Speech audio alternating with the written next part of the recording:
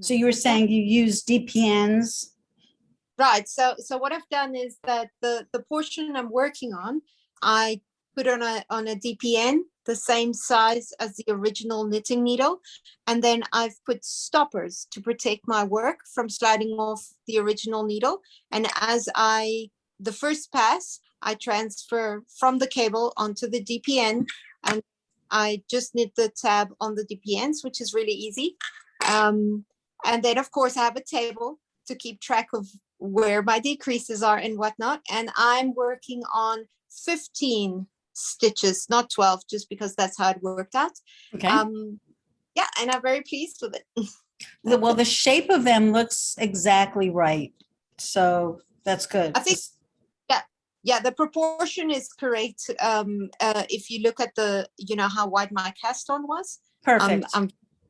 Yeah, and also my decreases as well. I don't want to lose my stitches. See the back decreases. Mm-hmm.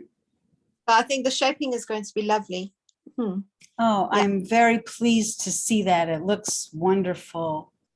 So I feel very comfortable to do the front, It's the same. So, just the number of stitches are different, but it's like the same. You just have to be careful to do a different number of decreases under the arm. And I think that's the only difference. And then you're going to have 5 tabs instead of 4. But if you can divide by 4, you can divide by 5. As long as you're starting with a larger number of stitches, you're going to end up with a larger number at the top to do the tabs. Yeah, that's the same. And because I haven't gotten there, is it important? What's more important, to have 5 tabs, or for the tabs in the front and the back to be the same starting dimension? I think it's going to be the same starting dimension, because everything that you did is proportional to their pattern. You cast on 46% for the back and 54, if I remember correctly, 54% for the front. Then it should just fall out in the wash, that you'll end up with more stitches when you get to the tippy top. Just make sure that you have, since you had 15 stitches for each tab. So make sure you have 15 times 5 when you get to that point. Right. Yeah. So actually I had 2 16s and 2 15s. So all I've done is, I know that at the very edge, I'm going to knit 2 as together. One. Just two together on each. And so I figured it's going to be lovely. I'm actually quite excited to see it, take shape. Yeah. So if the front is the same as the back, I'm very comfortable with the front. And then the next thing would be then the sleeves, right? Sleeves. Mm-hmm. Yeah. I confess I haven't gotten that far in the reading. It doesn't matter. I mean, that's why I'm here, because when you get to the sleeves, it's not going to be in this coming week. You still have the whole front to do, and the front is bigger than the back. And if it took you, 2 or 3 weeks to get to this point, it might take you another week and a half or 2 to do the front. So I think because I know what's going on, it's going faster. It will probably go faster. Yeah, I think so too. The main thing is those stitches. Once you understand the sequence of staggering and how you're dropping and it runs down, it takes a little while to see that materialize. But then once you get it, then you just let it rip. Yeah, because you don't have to be checking. You sort of get a feel for the proportion of the stitches as well. So you immediately can see, okay, this isn't looking right. So then you don't have to be checking rows. So that does feel like it's going a little bit faster. And then I must say, the only thing I'm worried about is how my sleeves are going to fit onto my the 2 parts. But I'm sure that we'll get to it. I'm just preoccupying myself. Well, I don't like their sleeves. I mean, I had to modify their sleeves, and other people might need to as well. Their sleeve, I Okay. think, measured like 8 inches, and it's going around here. I'm not Mhm. 8 inches there. Never. No. So I increased the number of stitches there, like straight away. I'm big here. I also have a quite a large upper arm compared to the rest of my body. It's actually normal t-shirts that fit the rest of my body never fit my arms. They are Oh, always full. So yeah, I've got very quite wide up here at the back. so that's the thing. You'll make that sleeve fit you here where it needs to Okay. fit, and then it sort of blouses out a little, and then it's those tabs, and we'll see. Like, I have not yet assembled mine at the top, so I'll Okay. probably be tinkering with mine at the same time as everybody else. And I wanted to do that. Like, I could have finished the sweater a long time ago, but I wanted to Right. be doing it with you so I can show you what I'm doing as I'm doing Mhm. it. But I think for sure, if you know that your measurement here is bigger than 8, you're going to look at the number of stitches they're casting on, and you're going to say, well, I know I need more stitches than that. So, we'll work it out. But you have at least a week or two before you're facing that. So we'll meet again between now and then. No, I was very it was my husband's birthday today, so I didn't quite finish the tabs as I was hoping Oh, to. happy birthday to him. Thank you. He roasted a leg of lamb for us in the pizza oven, which was absolutely fabulous. Wow. Um, but yeah, anyway, so that's why my tabs are not quite finished.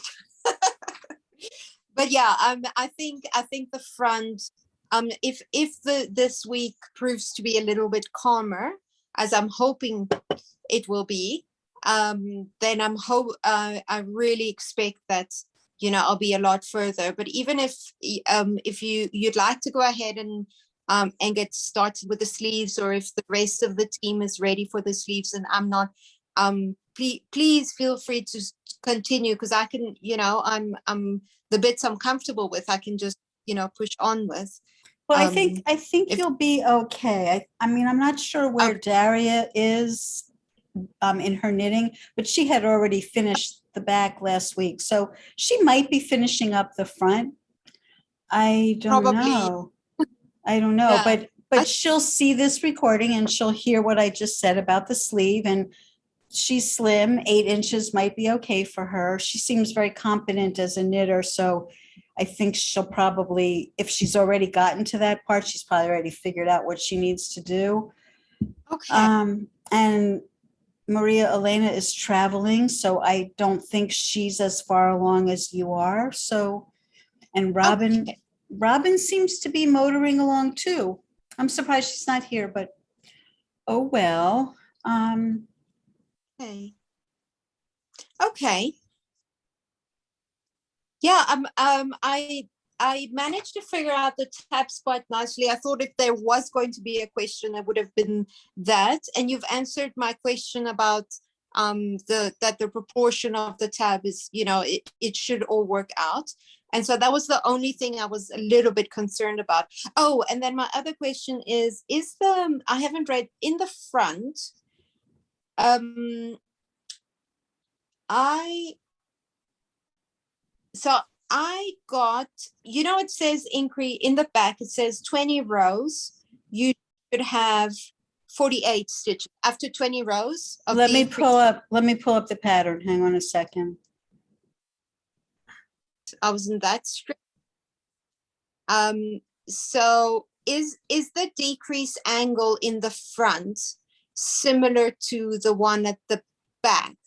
So is that 20 stitches, 20 rows of decreases Is that rate of decrease, is it the same in the front as it is in the back? And the reason why I'm wondering is because I would like to make sure that my pattern matches, or do I just need to relax? Am I overthinking it?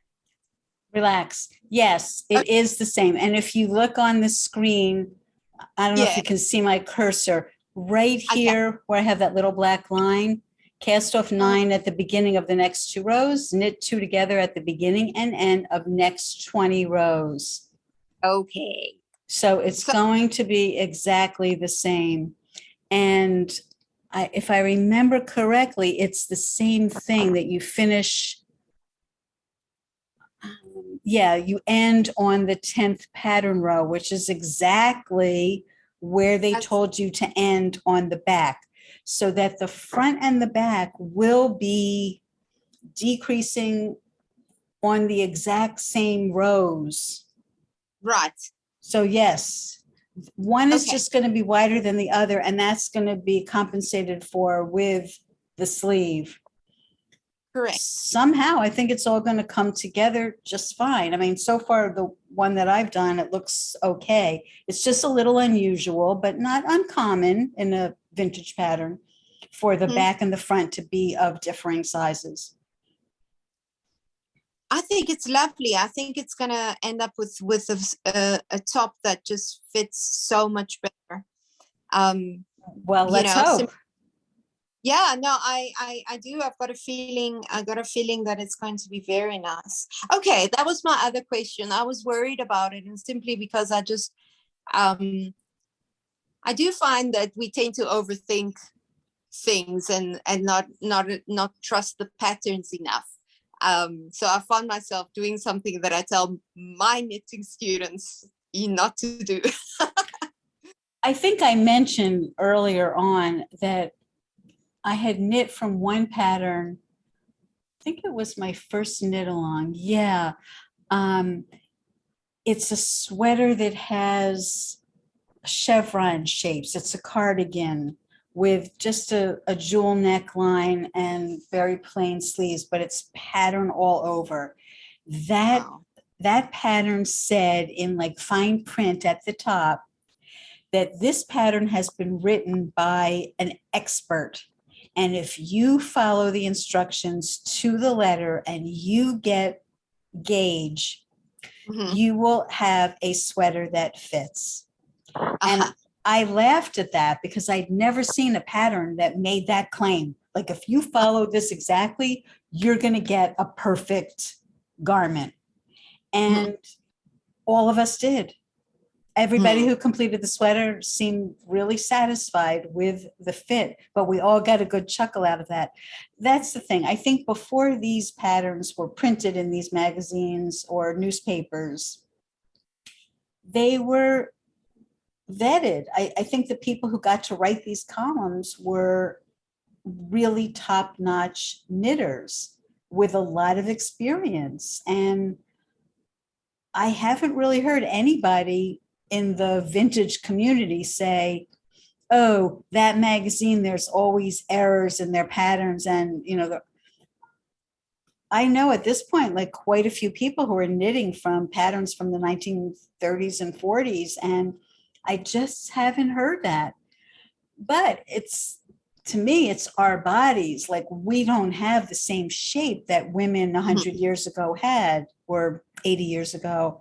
Like, you know, this arm, like a 34-inch bust was having an 8-inch arm. If I had a 34-inch bust, I would not have an 8-inch upper arm. That's right. Yeah. You know, I'm doing different things with my arms. I'm working out with weights. They probably weren't.